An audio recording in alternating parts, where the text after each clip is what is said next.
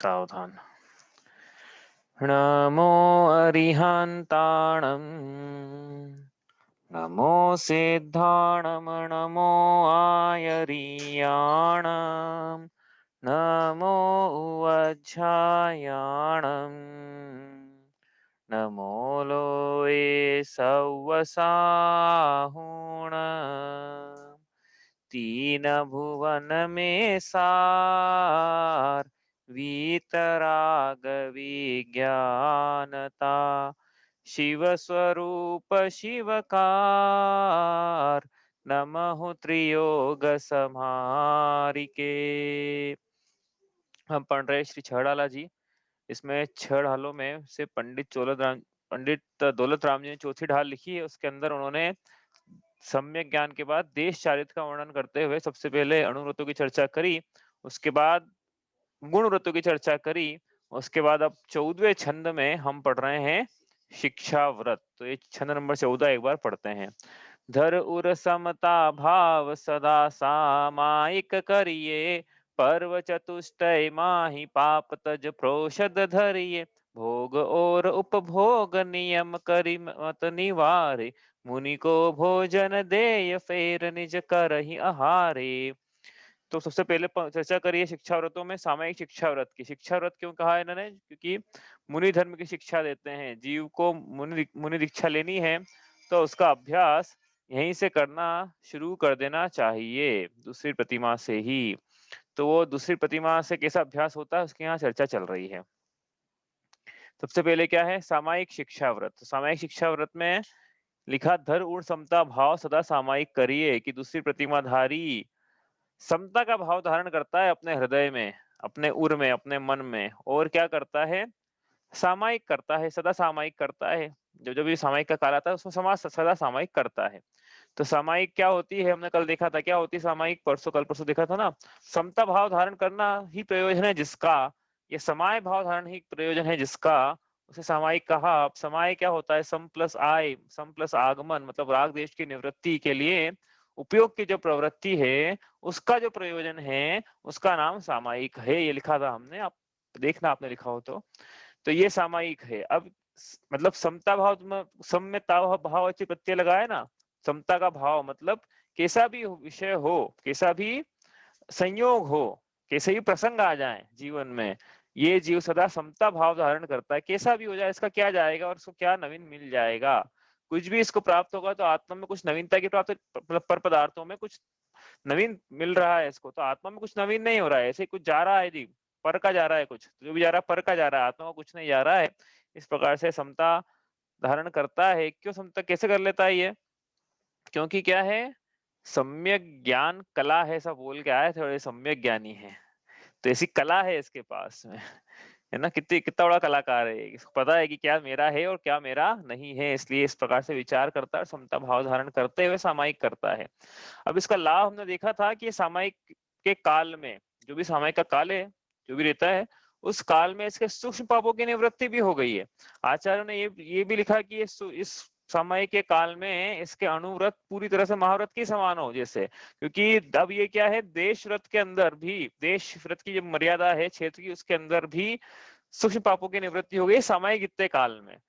तो ये बिल्कुल जैसा कि मुनिराज हैं, सामायिक में बैठे हैं और उनपे किसी ने उपसर्ग करके कपड़े पहना दिए हैं, ऐसा इसके अनुव्रत मुनिराजों के समान हो गए हैं। तो कोई बोलेगा कि मुनिराज ही तो हो गए, फिर अंतर क्या रह गया? मुनिराज ही तो हो गए। मुनिराज के क्या यम पूर्वक होता है समता भाव, इनके नियम पूर्वक है अभी, ठीक है। दूसरा, मुनिराज बुद्धि पूर्वक सामायिक तो 4 बार करते हैं, 3 बार ही कर रहा है, अभी तुम 4 भी कर ले, लेकिन मुनिराज तो स्वदेश सामायिक नहीं रहते हैं बुद्धि पूर्वक।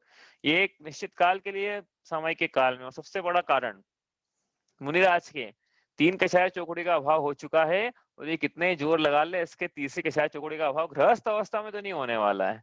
इसलिए ये मुनि मुनि नहीं बन गया है, लेकिन फिर भी इसकी तुलना कर रहे हैं मुनिराजों से। कितना महान है ये सामायिक शिक्षा व्रत की, गृहस्थ की तुलना मुनिराजों से करवा दी है। ये तो मुनिराज के समान हो गया बिल्कुल, जैसे कि मुनिराज पे उपसर्ग आ गया हो।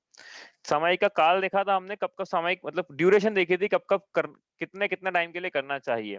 तो जगन्य है 2 घड़ी, मध्य में 4 घड़ी, उत्कृष्ट है 6 घड़ी। कब करना चाहिए? जो भी ट्रांजिशन पीरियड है, दिन में 3 बार आता है, उस ट्रांजिशन पीरियड में करना चाहिए। कहाँ करना चाहिए? तो एकांत स्थान पे करना चाहिए जहाँ पे चित्त को चलायमान करने के प्रसंग उपस्थित न हो, क्योंकि इसको अभ्यास करना है अभी। यदि घर में करेगा तो ऐसे बहुत से प्रसंग उपस्थित हो जाएंगे। फिर ये जैसे को उदाहरण था ना कि इसका घर में किसी का डोमेस्टिक एक्सीडेंट हो गया, ये सामयिक में बैठा है, तो ये भी बदनाम, धर्म भी बदनाम कि ऐसा कैसा धर्म है कि तुम्हारे छोरे को टाके आ रहे हैं, खून निकल रहा है, तुम सामयिक में बैठे हो। तो ये इसलिए क्या है कि ये घर में नहीं बन पाएगा, इसलिए कहाँ करना चाहिए, ऐसे स्थान पे जहाँ पे कि चित्त को चलायमान करने के विशेष प्रसंग ना मिले। हाँ, तो मंदिर, अब चित्त को चलायमान करने के लिए विशेष प्रसंग तो घर में ज्यादा मिलते हैं, क्योंकि घर में ज्यादा राग है ना, घर के बाहर कुछ हुआ तो इतना राग नहीं है। तो इसलिए सबसे श्रेष्ठ तो मंदिर है, मंदिर और ज्यादा अभ्यास करना है तो उसके बाद सेकंड नंबर पे कहाँ जा सकता है कि शमशान में जाए।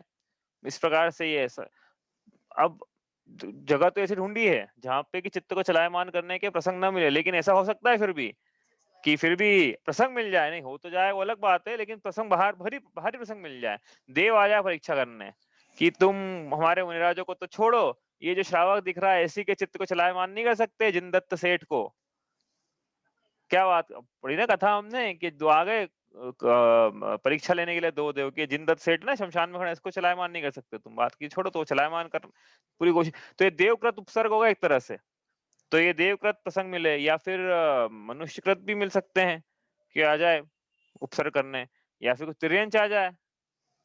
तिर्यंच कैसे आएगा, शेर आ गया जंगल में तो प्रतिज्ञा कर ली है इसने कि कुछ भी हो जाए अब तो मेरा, जब तक ये काल है तब तक मैं अपने शरीर से ममत्व का त्याग करता हूँ, शरीर ज्यादा से ज्यादा क्या करेगा, शेर जरी जरी सा शरीर खाएगा ना, मैं तो पहले ही जो जो जिसको खा रहा है वो मैं हूं ही नहीं, तो मेरे को काय को किसी प्रकार की आकुलता, इस प्रकार के। अब बोले शेर तो वो दूर की बात हो गई, मच्छर का डांस लगे, तेज हवा चले, बारिश हो जाए, ओले गिरने लगे, आग लग जाए, हाँ मतलब चेतन अचेतन सारे प्रकार के कुछ भी इस पे प्रसंग उपलब्ध हो जाएंगे, तो ये अपना जो सामायिक का काल है उसको छोड़ेगा नहीं, प्रतिज्ञा कर ली है इसने सामायिक करने के पहले।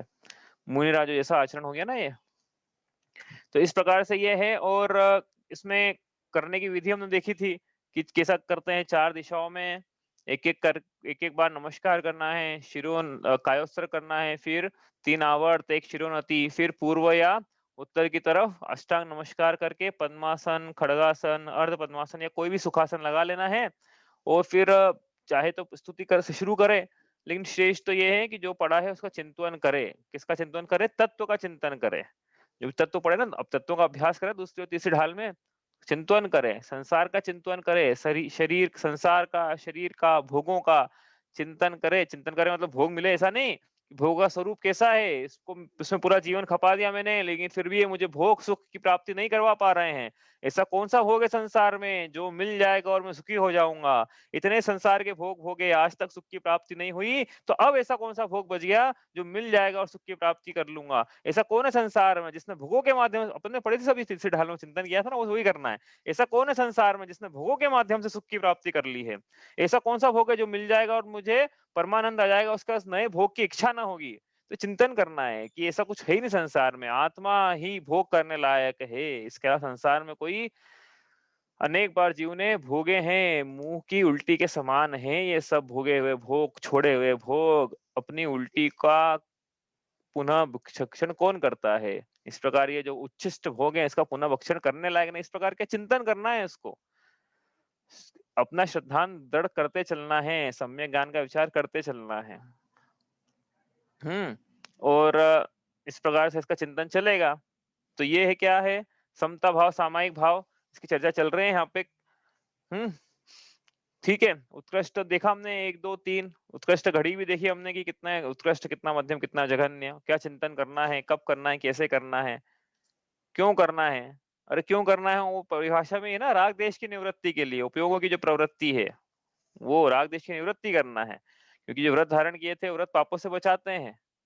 तो सबसे बड़ा पाप मतलब पाप बहिरंग पापों का तो कर लिया था, अंतर में जो राग देश की उत्पत्ति हो रही है, इससे आत्मा के शुद्ध स्वभाव का घात हो रहा है ना, ये भी तो हिंसा हो रही है, तो इससे स्वयं को बचा रहा है अब जीव। तो इस प्रकार से ये सामायिक है। ठीक है, तो सिर्फ पाठ पढ़ने सामायिक नहीं है कि इधर उधर उपयोग लगाया अपन ने, अर्थ समझ में आ नहीं रहा है, हो गया हमारा सामायिक पाठ, तो ये इससे काम नहीं चलेगा। करे ये कोई दिक्कत नहीं, सामायिक के काल में वो भी कर ले, कोई दिक्कत नहीं है करने में, लेकिन शेष तो ये है कि तत्वों का चिंतन करके आत्मा का ध्यान करे, अपना उपयोग अपने में ही रखे। इस प्रकार से ये सामायिक नाम का शिक्षा व्रत है। ये हमने कल पढ़ लिया था। अब इसमें आगे बढ़े उसके पहले क्या शेष रह गया था पढ़ने के लिए कि सामायिक शिक्षा व्रत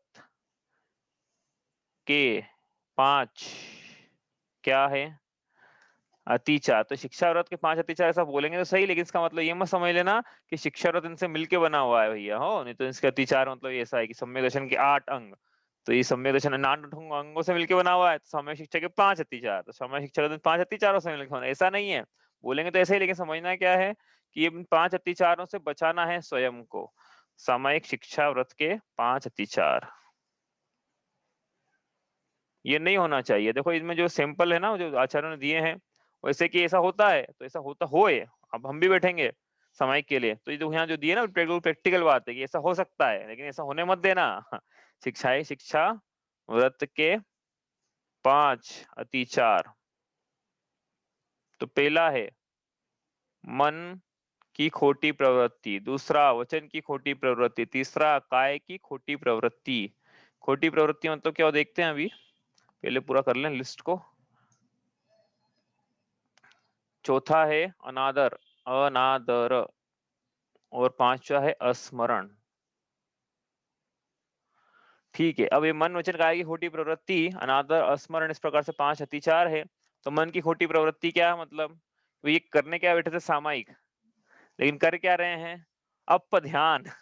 ये हो गई मन की खोटी प्रवृत्ति कि अब क्या है कि देखो करके देखोगे ना आप, तो ये क्या स्टार्टिंग में होता है, ऐसा सबके साथ होता है भैया, ऐसा हो तो घबरा मत जाना सामायिक में बैठ के कि हम तो नहीं, कि हमारे तो हम तो लायक ही नहीं है दूसरी प्रतिमा के, ऐसा नहीं है, सबके साथ होता है ऐसा। जब आप चित्त की चंचलता को जब शमन करने का प्रयास किया जाता है, तब एकदम से मन जो है ये शांत नहीं हो जाता है। मन को इसलिए बंदर की संज्ञा है, एक विषय को छोड़ेगा दूसरे विषय में कब जंप लगा लेगा पता ही नहीं पड़ता है। इसलिए मन रूपी बंदर को बार-बार भागेगा, बार-बार पकड़ के लाना है सामयिक और ध्यान के काल में, फिर भागेगा, फिर पकड़ के लाना है, फिर भागेगा, कहीं और विषय में लग जाएगा जाके। तो कुछ और सोचने लगेगा कि हमने ऐसी-ऐसी बातें आ जाती है ख्याल में जिसका कोई प्रयोजन ही नहीं, पूरी मतलब सब ध्यान में पूरा जीवन घूम जाएगा जो अभी तक किया है हमने। ऐसे-ऐसे प्रसंग आएँगे, ऐसी-ऐसी घटनाएँ याद आ जाएगी, ऐसे-ऐसे लोग याद आ जाएँगे, जिसकी कोई औचित्य नहीं है संसार में। मतलब बाद में आश्चर्य होता है कि यार हमको अभी तक ये याद है। तो वो कोई, लेकिन उसका तो क्या भागेगा ये बार-बार, होता है सबके साथ में ऐसा। लेकिन हो, तो हो जाने देना, हो हो जाए उसके बाद जाने दो, जान देना उसको, मतलब रोक के मत रखना। रोक के मत रखना मतलब कि मन मन क्या है उस विषय में लगा, तो अब ये जीव को जैसे ही वापस उपयोग लगा कि अरे मैं क्या कर रहा हूँ, मैं तो सामायिक के काल में बैठा हूँ और मेरे मन में विचार आ रहे हैं, तो वापस अपने सामायिक में जो तत्व का विचार है वो करने लगे। हाँ, ऐसा नहीं कि चलो यार तो अब ये सोच लेते हैं कि चलो हमारी शादी नहीं हो रही है तो कैसे होगी, इसका विचार आ गया है तो चलो इसी के बारे में और सोच ले थोड़ा-सा, तो ये नहीं हो जाए। समझ में आ रही है ना बात? तो मन की खोटी प्रवृत्ति जब समझ में आ रहा है कि भैया ये तो मैं अलग दिशा में जा रहा हूँ, तब जाने मत देना, रोक लेना उसको।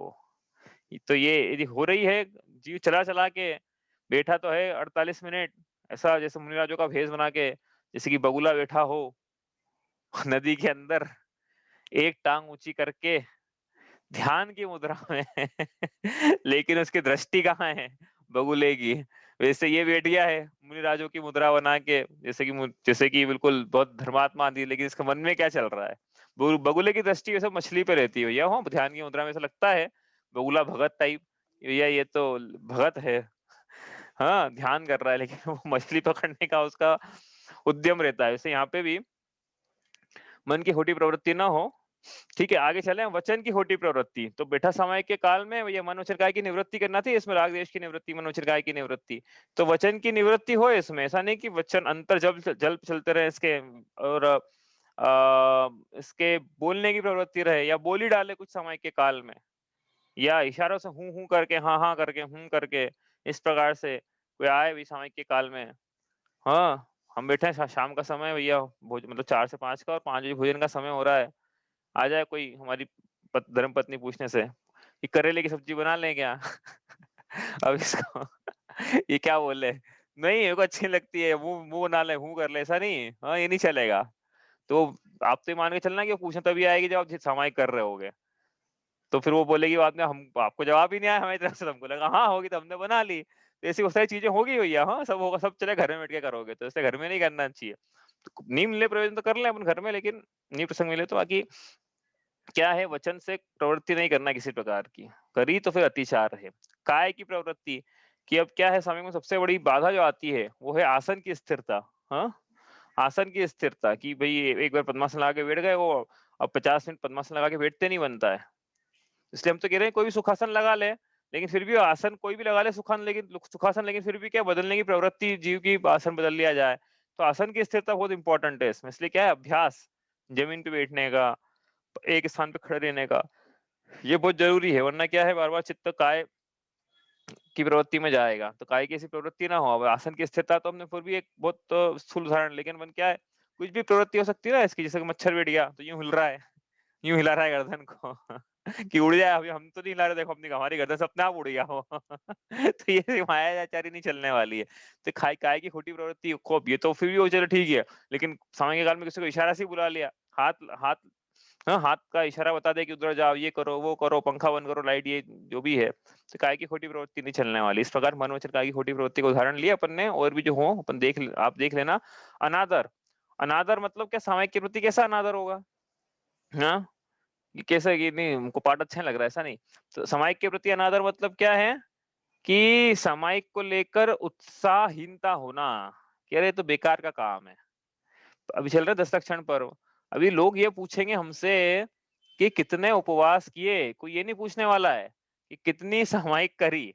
तो इम्पोर्टेंट क्या हुआ, फिर उपवास करना हुआ कि सामायिक करना, इसलिए सामायिक तो हम बेमन से कर रहे हैं, और उपवास तो के थोड़ा कि भैया लोग पूछेंगे तो करना ही पड़ेगा वो तो तो इस प्रकार सामायिक को बेमन से करना, इसके प्रति उत्साहित ना होना, इसको बेकार की क्रिया समझना, बस बैठ जाना आपकी करना है, अब आ गया इस टाइम, मतलब उत्साह होना चाहिए ना सामायिक करने के लिए, पापों से बचने का उत्साह होना चाहिए, तत्व विचार का उत्साह होना चाहिए, जिनवाणिक में जो जिनवाणिच के चिंतन का उत्साह होना चाहिए, भगवान ने जो केवल ज्ञान में बतलाया है उसका चिंतन करने का उत्साह होना चाहिए, प्रमाद नहीं होना चाहिए, अनुत्साह नहीं होना चाहिए। तो इसके चाय चल रहा है ऐसा, यदि तो उसके अनादर चल रहा है सामने, तो ये बैठा तो है लेकिन बेमन से बैठा है, कि अब कैसे घड़ी 48 मिनट कब पूरे हों ये देख रहा है। अब 48 मिनट कैसे पूरे हों, ये कैसे देखेगा ये? तो ये घड़ी देखने की जरूरत नहीं भैया, हो तो पता पड़ जाता है, धीरे-धीरे पता पड़ जाता है कि हाँ, ये 48 मिनट हो गए हैं, 50 मिनट हो गए हैं, और नहीं तो आप बोलोगे घड़ी देखेगा तो फिर कैसे पता करें कैसे?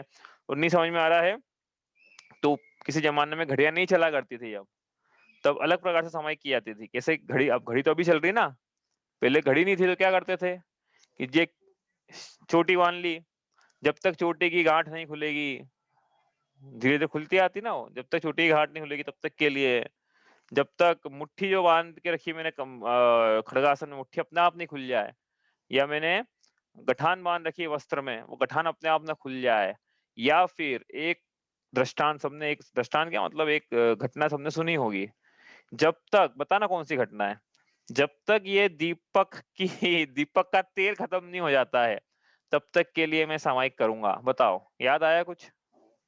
क्या याद आया? हाँ, हाँ, तो वो एक शावक थे, पुरानी घटना है, ये 2500 साल पुरानी है, आजकल की नहीं है, 2500 साल पहले। एक शावक सामायिक में बैठे, उन्होंने क्या प्रतिज्ञा करी, सामने दीपक चल रहा था, कि दीपक का तेल जब तक खत्म नहीं होगा तब तक किले में मेरी सामायिक का काल रहेगा।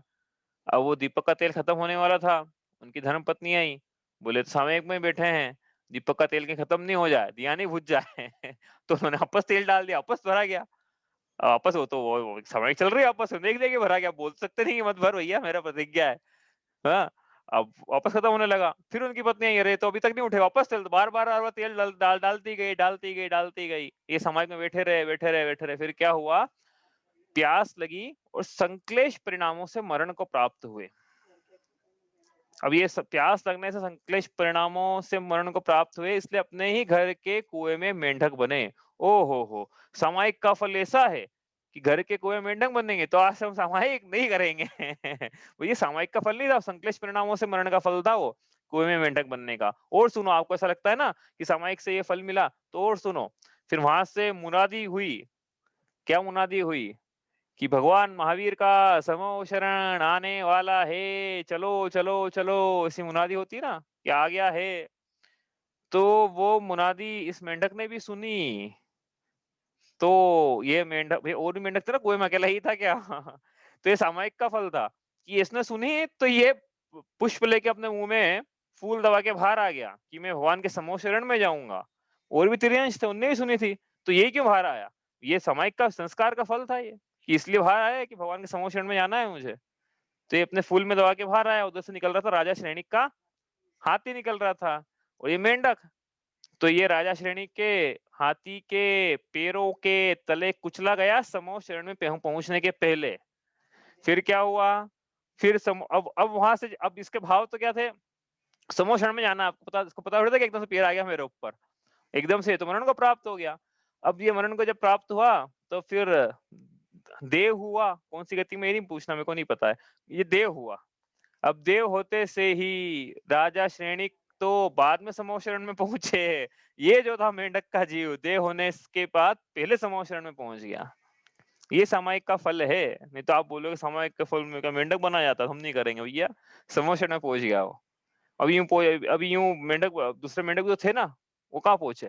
दूसरे तिरंज भी तो थे। तो ये मतलब अपन तो क्या है, काल कितने काल तक, तो घड़ी देखते नहीं रहना है, अनादर ऐसा नहीं करना है। वो तो क्या है, कितने काल की मर्यादा कैसी कैसी ली जा सकती है, उस प्रकार से था। अस्मरण हो जाना, पांचवा अतिचार। अस्मरण मतलब कि भाई कोई पाठ का उच्चारण कर रहे हैं सामयिक के काल में, वो पाठ का उच्चारण भूल जाना या गलत उच्चारण करना, हाँ भूल जाना मंत्र को, ये इस प्रकार से जो कायोत्सर्ग भूल जाना, शिरोन्नति, जो भी बताया हमने, जो भी प्रोसेस है उसका, प्रोसेस में कुछ भी भूल जाना, वो अस्मरण नाम का सामयिक शिक्षा व्रत का अतिचार है। इस प्रकार से ये हो गए सामयिक शिक्षा व्रत के 5 अतिचार। तो इस प्रकार से सामयिक शिक्षा व्रत जो मुनि बनने की शिक्षा देता है, इस प्रकार से संपन्न हुआ। आपका कोई प्रश्न है तो आप पूछ लीजिए सामयिक को लेके, वरना अपन अब शुरू करेंगे अगला शिक्षा व्रत। तो देखो अपन ऊपर पढ़ रहे थे एक एक करके, वो टेबल बार बार जो चार्ट बना रखा है वो देखते हुए आते हैं बार बार कि हम सही ट्रैक पे जा रहे हैं कि नहीं, आपको ताकि याद हो जाए इन व्रतों के नाम भी। गुण व्रत पढ़ लिए 3, अनर्थदंड 5 प्रकार के पढ़ लिए, उनका त्याग 5 प्रकार का। अब शिक्षा व्रत पढ़ रहे हैं। शिक्षा व्रत में पहला हो गया सामायिक शिक्षा व्रत, दूसरा आएगा प्रोशोधोपवास शिक्षा व्रत। तो उसके बारे में क्या लिखा है दौलत राम जी ने, वो पढ़ते हैं। पर्व चतुष्टय माही पाप तजी प्रोशद धरिये, प्रोशोधोपवास नाम का शिक्षा व्रत पढ़ रहे हैं। तो पर्व चतुष्टय, एक महीने में 4 पर्व आते हैं, 2 अष्टमी और 2 चतुर्दशी। तो इन 4 पर्वों में माही मतलब में क्या करिए, पाप तजी, पाप को छोड़कर। तो इसके तो पहले शुरू हुए थे ना पाप, हैं कि बच गए थे थोड़े से, थोड़े से बच गए थे ना, ये अणुव्रत थे ना, महाव्रत थोड़ी थे। तो थोड़े जो बच गए ना उसको भी छोड़ दो। ओहो हो, देखो क्या करवा रहे हैं, समझ में आ रही है ना क्या करवा क्या रहे हैं, कि स्थूलता से सूक्ष्मता पे ले जा रहे हैं। अणु व्रत में तो स्थूल पापों का त्याग हुआ था, लेकिन दिग व्रत, देश व्रत, इसके बाद अनर्थदंड त्याग व्रत, उसके बाद अब सामायिक में तो सीधे बिल्कुल मुनि जैसा बना दिया। तो अब क्या अब शेष रह गया, ये हमेशा थोड़ी सामायिक में रहेगा। सामायिक से बाहर भी तो निकलेगा ना, मुनिराज थोड़ी है ये, गृहस्थी के काम भी, व्यापार भी करेगा, अर्थोपार्जन भी करेगा। तो क्या करेंगे फिर आप ये सामायिक के छोड़ के दूसरे काल में, कि भैया पाप को छोड़कर प्रोषद कीजिए, प्रोषद। अब प्रोषद मतलब क्या होता है वो समझेंगे अपन। तो यहाँ पे लेकिन प्रोषद का अर्थ अब ये तो लेंगे हम, उपवास कीजिए, प्रोषद उपवास कीजिए, ऐसा अर्थ लेते हैं इसका, ठीक है। तो प्रोषद का मतलब क्या है, दो दो अर्थ निकलते हैं प्रोषद के। एक प्रोषद का अर्थ है अष्टमी और चतुर्दशी, इन पर्वों को प्रोषद कहा जाता है, एक अर्थ ये है। दूसरा प्रोषद का अर्थ ये है कि एक भुक्ति भोजन करना, उसको भी प्रोषद किया कहा जाता है, मतलब अशयन करना, एक समय भोजन करना, उसे भी प्रोषद कहा जाता है। तो हम यहाँ पे अर्थ जो ले रहे हैं वो ये है कि अष्टमी चतुर्दशी के दिन उपवास करना, वो प्रोषद उपवास है, ठीक है। ठीक है ना, अष्टमी और चतुर्दशी के दिन उपवास करना। तो चलो पहली बात तो ये कि उपवास का मतलब क्या होता है। तो अपन ने छत के पहले कहीं देखा था उपवास का मतलब क्या होता है, तीसरी ढाल में देखा था शायद। उपवास का मतलब विषय, कषाय और आहार का त्याग करके अपनी आत्मा के समीप वास करना, यह उपवास है। तो सिर्फ आहार का त्याग करना मात्र ही उपवास नहीं है। सिर्फ आहार का त्याग करना और अंतरंग में अच्छे भोजन की इच्छा रखना, ये भूखे मरना है, उपवास नहीं है। क्योंकि इच्छा का मतलब कषाय हो गया ना, कि आज तो उपवास करते हैं, कल हमको क्या है जो भी बनता है अगले दिन वो मिलेगा खाने को, या उपवास करते हैं तो हमें पुण्य का आश्रय होगा और उसके बदले में हमें कुछ भोग मिलेंगे। तो इस प्रकार से ये तो क्या है, उपवास नहीं रहा, एक कषाय हो गई, विषयों की इच्छा हो गई। तो विषय, कषाय, आहार, इन तीनों का त्याग का ना उपवास है, शेष को तो लंघन की संज्ञा दी गई है। ऐसा मोक्ष प्रकाश में लिखा था उन्होंने। उन्होंने मतलब कोट किया था कहीं से कि उसको लंघन की संज्ञा दी है। ठीक है, अब उपवास करना है तो कब करना है, यहाँ से अपन शुरू करते हैं। कैसे करना है वो भी देखेंगे, वो जैसा मतलब सामयिक में करा था, कब, कैसे, कहाँ, क्यों, किस प्रकार से, वो सब यहाँ भी चलेगा, क्या करना क्या है फिर। तो सबसे पहले कब करना है, तो कब करना है तो लिखा ही था पर्व चतुष्टय। हाँ, अष्टमी चतुर्दशी के दिन करते हैं, बहुत से लोग उपवास करते हैं। ज्ञानोदय में भी एक दो व्यक्ति आते थे, हर अष्टमी चतुर्दशी का उनका उपवास रहता है। तो समझ में आ गया अष्टमी चतुर, इसको अभी दूसरी प्रतिमाधारी, इसको तो करना ही है। दूसरी प्रतिमाधारी के हर अष्टमी हर चतुर्दशी के दिन उपवास रहता है। ठीक है, अब कितने समय तक करना है, तो क्या रहती है उपवास, हम कैसे करते हैं उपवास कि भैया भोजन सूर्यास्त के पहले तक भोजन करा ठूस ठूस के, फिर अगले दिन से का उपवास, फिर जैसे सुबह हुई वैसे वापस ठूस ठूस के कर लिया हो गया हमारा उपवास, है ना।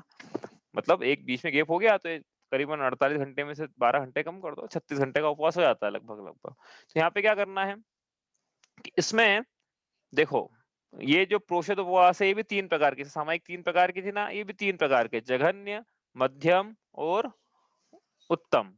तो जघन्य प्रोषद उपवास, इसमें क्या करना है, और पहले अपन उत्कृष्ट से शुरू करते चलो। उत्तम प्रोषद उपवास में क्या करना है, उत्तम प्रोषद उपवास में मान लो अष्टमी आ रही है, तो सप्तमी के दिन सुबह का भोजन करके यह जीव तभी से धारणा कर ले। क्या क्या धारणा कर ले कि उपवास है मेरा, मतलब सप्तमी के दिन सुबह का भोजन करने के बाद से उपवास प्रारंभ हो गया है इसका, और फिर चला उपवास, अष्टमी में पूरा चला, और नवमी आई तो नवमी में भी एक समय का भोजन टाल दिया इसने सुबह का, उसके बाद फिर शाम का भोजन इसने किया। तो इस प्रकार सप्तमी के शाम का भोजन नहीं किया, उसका त्याग, अष्टमी में दोनों समय के भोजन का त्याग, और नवमी में सुबह के एक समय के भोजन का त्याग। इस प्रकार से 4 प्रकार के भोजन का त्याग करा। तो इस प्रकार से इसका यह उत्तम प्रोषद उपवास हुआ। तो जैसा अष्टमी के लिए लगाया वैसे चतुर्दशी में लगाना, 13 से लेके अमावस्या पूनम तक चलना है उसको। ठीक है, तो इस प्रकार से ये हुआ उत्तम प्रोषद उपवास। मध्यम प्रोषद उपवास कैसे करना है, मध्यम प्रोषद उपवास में अब सप्तमी और नवमी पे नहीं करना है, मतलब सप्तमी में शाम तक का इसने भोजन किया, तो शाम के बाद से जैसा हम लोग करते हैं शाम के बाद से शुरू, उसके बाद से क्या करना है, अष्टमी में पूरा उपवास रहेगा, और हाँ नवमी में फिर सुबह। तो ये हो गया मध्यम। और जघन्य में क्या करना है फिर, कि जघन्य में एक समय एकासना जिसको बोलते हैं, एकासना करी, मतलब क्या है कि अष्टमी के दिन एक समय भोजन किया, दूसरे समय के भोजन का के त्याग हुआ, तो लगभग लगभग 24 घंटे का ये भी हो जाएगा। लेकिन हाँ ये मत समझना कि भाई एक बार कर लिया तो शाम को तो वो सब 24 घंटे का हो जाएगा इस प्रकार से। तो ये होगा क्या, 3 प्रकार से उत्तम, मध्यम और जघन्य प्रोषोदपवास। ठीक है, तो जैसा अष्टमी पे लगाया वैसा चतुर्दशी में भी लगाना है। हुआ, अब बात करना है कि उपवास करा, कितने प्रहर का हो गया वो देख लेना आप, वो प्रहर गिन लेना कितने प्रहर होते हैं। हाँ 8 प्रहर की 8 प्रहर होते हैं एक दिन में। तो जो उत्तम उपवास है वो 8 दूनी 16 प्रहर का हो जाएगा, जो मध्यम है 12 प्रहर का, और जघन्य जो है 8 प्रहर का। इस प्रकार से ये इसका उपवास है। ठीक है, आगे समझ में आ गया ना कैसे होगा 8 प्रहर का। हाँ, एक बार भोजन कर लिया था फिर 24 घंटे का उपवास हो गया, मतलब अष्टमी के जैसे जघन्य है तो 12 बजे इसने भोजन किया, 12 से सवा 12 मतलब जो भी 12:30, तो अब 12:30 से लेके अगले दिन 12 बजे तक का इसका उपवास रहेगा। तो लगभग लगभग ये पूरे 24 घंटे हो जाएंगे, मतलब 8 प्रहर का उपवास हो जाएगा। कौन सा, जघन्य। ऐसे ही जब मध्यम करेंगे तो 12 प्रहर का हो जाएगा, उत्कृष्ट करेंगे 16 प्रहर का उपवास हो जाएगा, मतलब 48 घंटे का समझो। हाँ, इस प्रकार से इसका रहेगा। किसका त्याग रहेगा, आहार का त्याग रहेगा। अब करना क्या है साथ में, ये तो उपवास हो गया। तो यहाँ लिखा है कि पाप को तजना है। पाप को तजना है मतलब क्या करना है, कि सबसे बड़ा पाप तो विषय कषाय है, उनका त्याग करना है। तो विषय मतलब उपवास करके अब इसको कोई टीवी, सिनेमा, टाइम पास करने के लिए क्या करें? अब ये उपवास तो करना नहीं है, अब भूख भी लग रही है, शुरू-शुरू में तो लगती भी होगी, है ना? 48 घंटे का, तो फिर क्या करें? तो भई ये नहीं करना है और कषायों की वृद्धि नहीं करना है, ऐसे कोई परिणाम नहीं करना जिससे राग-द्वेष बढ़ते हो, भोजन की इच्छा होती हो या दूसरे कषाय की प्राप्ति होती हो, तो विषय कषाय तो करना क्या है? तो नहीं करना है। पाप का त्याग, और क्या नहीं करना, साथ में पाप लिखा ना यहाँ पे। तो उस दिन कोई भी आरंभ के कार्य नहीं करना है। तो नया आरंभ शुरू कर दिया, पुरुषोत्तपवास के दिन हमने मकान की नींव खोदी साहब। तो ये क्या नया आरंभ नहीं करना है, या व्यापार करना है, व्यापार भी नहीं करना है पुरुषोत्तपवास के दिन। तो कुछ भी मतलब क्या बचा क्या करने के लिए? यही तो हमारा जीवन था। खाओ, कमाओ और भोगो। खाओ, कमाओ, भोगो, यही तो भोजन था। खाओ, कमाओ, सो जाओ। तो ये बचा क्या करने के लिए फिर? हाँ? विचार करो आप क्या बचा करने के लिए? कि भैया उदाहरण के लिए अपन थोड़ा-सा समझ कम हो, उदाहरण के लिए क्या है कि सप्तमी के दिन इसने भोजन कर लिया 12 बजे तक, उसके बाद अब क्या करना है? 12 के पहले भोजन कर लिया, अब सामायिक करना है। सामायिक क्या? स्वाध्याय करना है। स्वाध्याय तत्व चिंतन करना है, मंदिर में चले जाना है, वहाँ स्तुति, आरती, वापस सामायिक करना है शाम के समय। फिर स्वाध्याय करना है, तत्व चिंतन करना है, रात में ध्यान करना है यदि हो सके तो। फिर सो जाना है। अगले दिन अष्टमी के दिन सूर्य का अभिषेक चलेगा, तो अभिषेक करेगा, मतलब भगवान का अभिषेक करेगा, फिर पूजा करेगा, उस दिन बड़ी पूजा करेगा अष्टमी की। तो मंदिर में बजेगी 11 साढ़े 11, फिर घर आएगा, फिर सामायिक करेगा 12 बजे के काल में, फिर ट्रांजिशन का काल है ना वो। फिर क्या करेगा? फिर स्वाध्याय करेगा, फिर तत्व चिंतन करेगा, फिर लोगों को उपदेश देगा, स्वयं दूसरों से उपदेश सुनेगा, जिनवाणी का स्वाध्याय करेगा, फिर शाम को वापस से सामायिक होगी, फिर वापस से तत्व चिंतन होगा, फिर रात में वापस स्वाध्याय होगा, फिर ध्यान यदि हो सकता है तो होगा, प्रतिक्रमण होगा, प्रत्याख्यान होगा, स्तुति होगी, वंदना होगी, जो-जो भी होता है सब होगा। फिर अगले दिन वापस नवमी में अभिषेक होगा, फिर पूजन होगी। एक चीज़ तो भूल गए अपन, क्या? हाँ? हाँ, अरे वाह! क्या बात है। मुनि को आहार देना है तो भूल गए हम। वो भूले कि नहीं भूले भैया, जानबूझ के नहीं बोला है उसको हो। अभी चौथी अभी आएगा मुनि को भोजन देना है कि नहीं देना है, अभी चौथ को लेंगे अपन, कल परसों नरसों जब भी आएगा प्रसंग उसका, पुरुषोत्तम उपवास में आहार दान देना है कि नहीं देना, वो प्रसंग अलग से लेंगे अपन। तो ये इसकी क्रिया चलेगी इस प्रकार से। क्या नहीं चलेगा? आरंभ नहीं चलेगा, व्यापार नहीं चलेगा, विषय नहीं चलेंगे, कषाय नहीं चलेगा और भोजन तो नहीं चलेगा, वो तो ऑब्वियस सी बात है। तो ये नहीं चलेगा और ये करना है, तो उसका क्यों क्यों ऐसा कर रहे हैं? कि भैया देखो, इसके संकल्प हिंसा का त्याग था, इस अणुव्रतों में, अणुव्रत में, अहिंसा अणुव्रत में इसके संकल्प हिंसा का ही त्याग था, लेकिन यहाँ पर अब इसके आरंभी हिंसा का भी त्याग करा रहे हैं, इसके उद्योगी हिंसा का भी त्याग करा रहे हैं प्रोषोदपवास के दिन। विरोधी हिंसा का भी यथा योग्य इसका त्याग हो सकता है। तो इस प्रकार से इसके चारों प्रकार की हिंसा का इस दिन त्याग है। अब जो भी थोड़े बहुत आराम होंगे घर के, उसका वो प्रसंग नहीं है, लेकिन उसमें भी फिर ऐसा है कि प्रसंग अभी आज समय नहीं है, लेकिन उसमें भी ऐसा है कि जैसे आरंभ हो रहा है, जैसे अब ये स्वाध्याय कर रहा है, तो ये जिनवाणी को विराजमान करे, तो मार्जन करके करना है। उस दिन तो कम से कम करना ही है, रोज करे तो बहुत अच्छी बात है। आसन लगा रहा है, तो परिमार्जन करके, देखकर, शोध कर, पूजा के उपकरण उठा रहा है, देखकर, शोध कर उठा रहा है। तो ये वो जो आरंभ होते हैं वो करके, मतलब वो भी एक आरंभ का कार्य है ना, रखना है, धरना है, उठाना है, चटाई बिछाना है, ये भी आरंभ के कार्य हैं। तो ये भी शोध कर करना है उसको विशेष रूप से। इस प्रकार इसको सारे व्यापार तो करना ही नहीं है, नौकरी तो करना ही नहीं है उस दिन। हाँ, संडे आता ना भैया हफ्ते में 1 दिन, तो इसका संडे वाला दिन है। सो नहीं करना है। तो ये इस आरंभी हिंसा से बच गया और व्यापारी हिंसा से इस प्रकार उद्योगी हिंसा से बच गया। तो इस प्रकार से क्या है इसके बड़े व्रत हो गए। मतलब ज़्यादा हिंसा से बच गया अब ये। ज़्यादा बड़ा मतलब परिणामों में इसके ज़्यादा शुद्धता है अब। तो ये हुआ क्या? पुरुषोत्तपवास। ठीक है। अब कुछ पूछना है आपको इसमें तो आप पूछ लो। तो देखते हैं इसमें और आगे। क्या आया समझ में इसमें कि उपवास क्या होता है? कैसे किया जाता है? कितने काल के लिए किया जाता है? मध्यम क्या है? उत्तम क्या है? जघन्य क्या है? उस दिन क्या नहीं करना है और उस दिन क्या करना है? इस प्रकार से ये प्रोषद उपवास हुआ। अब प्रसंग तो ये था भी कि मुनिराजों को भोजन देना है कि नहीं देना है इस दिन। तो ये ऐसा है कि भोजन जो है चलो उसी दिन लेंगे अभी आपकी, तो अभी क्या उल्टा-सीधा हो जाएगा टॉपिक ये, नीचे का टॉपिक ऊपर आ जाएगा। इसमें आएगा एक अतिथि संविभाग व्रत आएगा, उसमें मुनिराजों के भोजन की चर्चा है, उसी में हम करेंगे प्रोषद उपवास के दिन भोजन की चर्चा। ठीक है? चलिए और कुछ पूछना है इसमें आपको? तो इतना ही करते नहीं तो आज। प्रोषद उपवास। तो प्रोषद के अर्थ आप समझ में ध्यान रखना, प्रोषद का मतलब है तो अष्टमी चतुर्दशी लगाना है या एकादशी लगाना है। अब इसमें जब हमने बोला ना कि आहार का त्याग करना है, तो आहार में कितने आहार का त्याग करना है? आहार का त्याग का बोला ना, तो आहार 4 प्रकार का होता है। कौन-कौन से 4 प्रकार है आहार के? 4 प्रकार के आहार का त्याग करते हैं रात में, ऐसा बोलते हैं ना लोग। कौन-कौन से 4 प्रकार हैं? आटा, दाल, चावल, तेल, हाँ? हाँ, बोलो। काटने वाला तो हो गया, पीने वाला, खाने वाला, हाँ, खाना पीना, और एक वो चाटना। हाँ। देखो, एक तो हो गया खाद्य, मतलब खाने वाला आहार। एक हो गया पेय, मतलब पीने वाला। एक हो गया लेय, मतलब जिसको चाट के लिया जाता है, और एक होता है स्वाद्य, जिसको मुँह में रखा गया है, सिर्फ़ स्वाद आता रहे उसमें से इसलिए। तो खाद्य क्या हुआ? जो अन्न अन्न वगैरह है वो सब खाद्य में आ गए। पेय मतलब जैसे दूध वगैरह है, पानी वगैरह सब पेय में आ गए। और लेय मतलब जैसे रबड़ी है, ये रबड़ी चाट के खाई जाती है। हाँ, और भी कुछ कुछ चाट के खाया जाता है, वो व्रती तो खाएगा नहीं इसलिए नहीं बोल रहे, जैसे आइसक्रीम वगैरह है। तो ये हो गया लेय।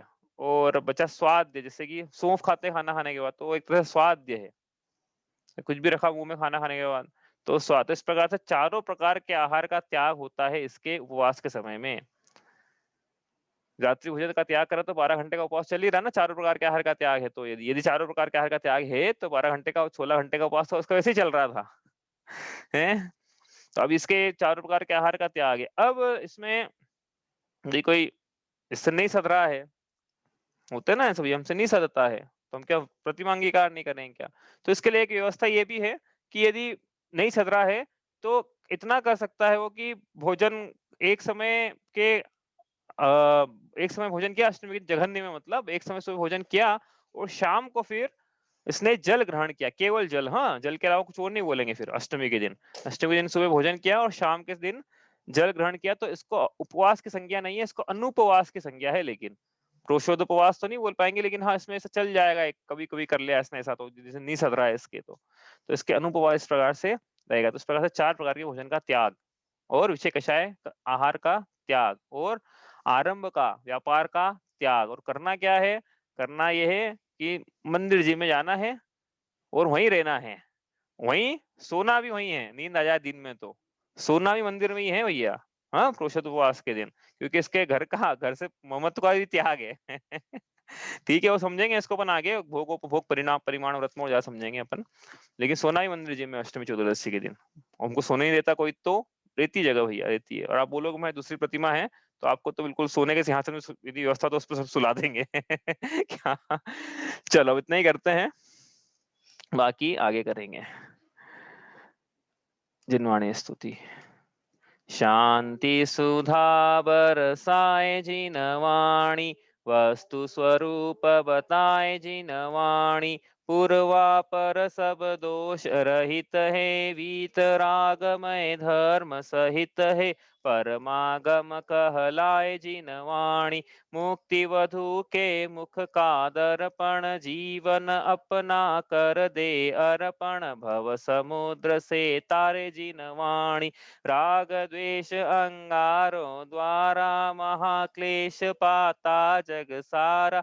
सजल मेघ बरसाए जिनवाणी, सात तत्व का ज्ञान करावे। अचल विमल निज पद दर्शावे, सुख सागर लहराए जिनवाणी। जावाणी के ज्ञान ते सूझे लोकालोक, सो वाणी मस्तक नमो सदा देत हूँ धोख।